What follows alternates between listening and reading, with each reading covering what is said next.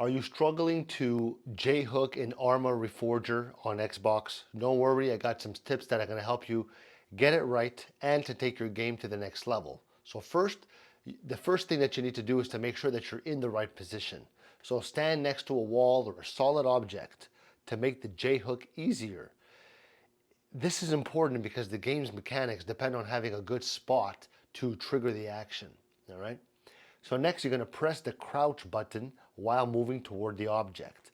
This will prepare your character for the J-hook move. So make sure you're close enough to the object for your character to interact with it, okay? Now, then, once you're crouched and you're close to the wall, you're going to press the vault button. This is when the J-hook happens. So the key here is timing. So press it just as your character is ready to jump. You're going to see the smooth J-hook action that gets you over the obstacles quickly. And if it doesn't work right away, practice makes perfect. Keep trying in different positions and scenarios to basically get the hang of it, all right?